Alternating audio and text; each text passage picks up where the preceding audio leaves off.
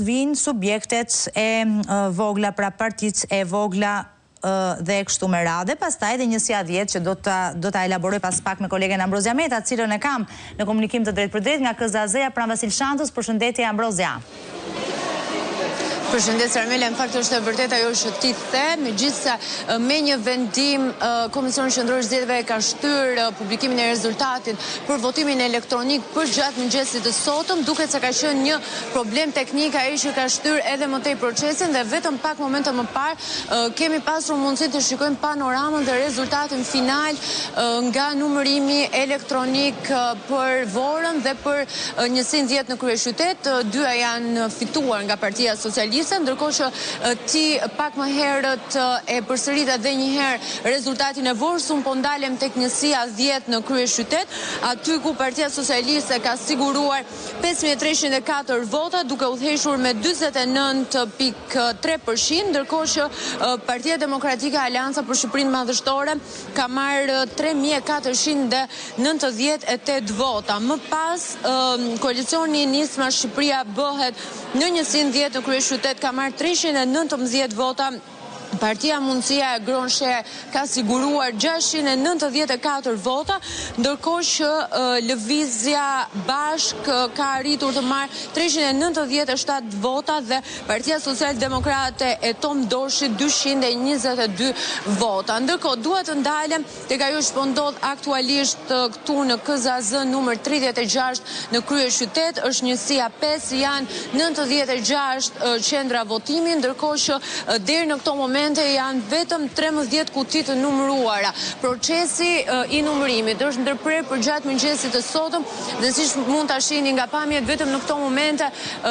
numëruesit janë duke hyrë për të rinisur sërish procesin. Pavarësisht se ishte parashikuar që procesi të nisë në orën 11, kemi sërish një shtyrje edhe këtu Armela. Megjithatë, për të rikthyer rezultatin që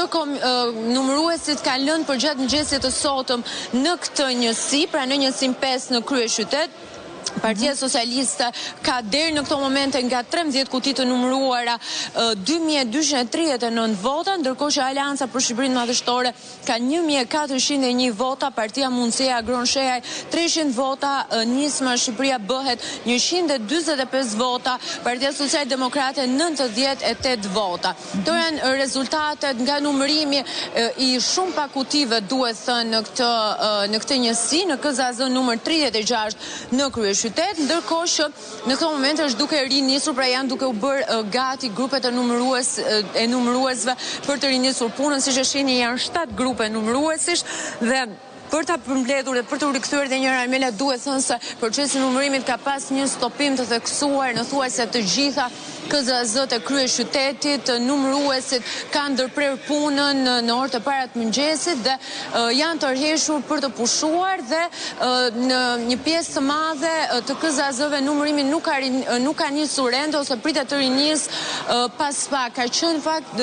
kjo diçka e cila ka ndodhur në masë thuajse në të gjitha KZAZ-t në kryeqytet, në një situatë të cilën të paktën me zgjedhjet e fundit që unë kam ndjekur, asnjëherë nuk ka qenë në këto përmasa. Pra, numërimi ka qenë më i shpejt, ndërkohë që në këto zgjedhje ne po përballemi jo vetëm me vonesë në shpalljen e rezultatit të votimit dhe numërimit elektronik, i cili në fakt është testuar dhe në shumë zgjedhje të tjera, sepse nuk është hera e parë që ne implementojmë në zgjedhje votimin elektronik. Në rastet e mparshme kemi pasur një publikim në kohën e caktuar, ndërkohë që këtë herë ka pasur vonesa dhe komplikacione sa i përket votimit dhe numërimit elektronik. Nga ana tjetër, e njëjta gjë ka ndodhur me numërimin në KZAZ në vitet të shkuara, ku në fakt ka pasur më pak pushime dhe pjesa më e madhe e KZAZ-ve kanë vijuar punën pa ndërprer. Janë 7 grupe numërimi këtu në KZAZ numër 36 në kryeqytet, ku siç e shihni edhe nga pamjet, pas pak pritet që të fillojë rinumërimi. Ka një fat nga Komisioni Shëndror i Zgjedhjeve që pretendonte se deri në orën 22 të mbrëmjes së sotme ne do të mund të kishim duhet të kishim rezultatet në një farë mënyrë dhe duhet të kishte mbaruar puna të gjithë grupeve të numërimit, por duke parë situatën në këto momente me atë çfarë po ndodh me KZ-t e kryeqytetit, duket si një afat që është i pamundur për t'u arritur, për shkak se siç e thash, pjesa më e madhe e KZ-ve kanë ndërprer punën dhe pritet që të rifillojnë pas pak. Në këto momente janë duke ardhur edhe përfaqësuesit dhe kandidatët e partive, po kemi sotëm nuk kanë qenë të pranishëm, s'ka pasur pra as kandidat për deputet, as deputet aktual, por duket se tashmë që po rinis numërimi dhe ata po rikthehen. Po, dhe një tjetër gjë që ne na ka tërhequr vëmendje në fakt, ne në çdo proces zgjedhor, po si në 2021, po kështu edhe në 2023 në Ambrozia, jemi referuar vazhdimisht faqes së Komisionit Qendror të Zgjedhjeve, e cila ka pasur problematika.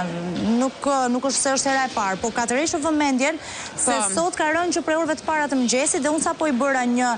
kontroll tjetër, ende është jashtë funksionit. Ka pasur ndonjë reagim, ndonjë informacion nga Komisioni Qendror i Zgjedhjeve, çfarë po ndodh? Nuk e di.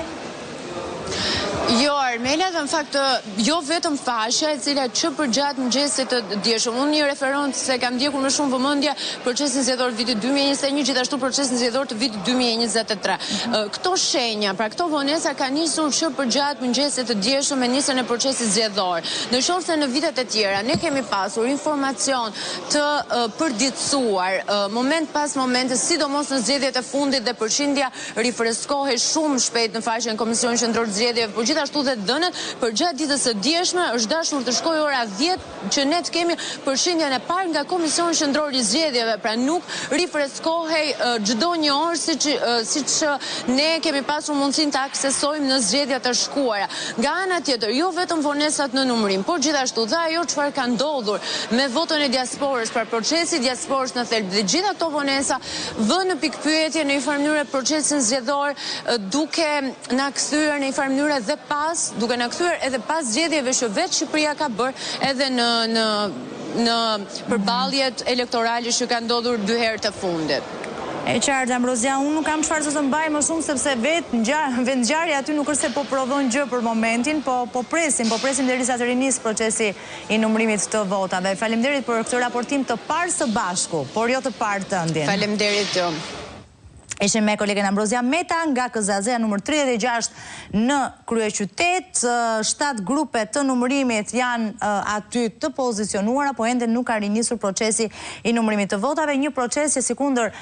e tha kolegi Ambrozia Meta ishte parashikuar nga Komisioni Qendror i Zgjedhjeve që të zgjaste deri në orën 22 të mbrëmjes sotme, si deadline ishte vendosur ai si afat, por me sa duket ky afat do të tejkalohet, nuk e dim se sa për tek saj, dhe vetë Komisioni Qendror i Zgjedhjeve qartazi ka problematika në shumë çka, duke përfshirë këtu edhe faqen website-in pra zyrtar, të cilis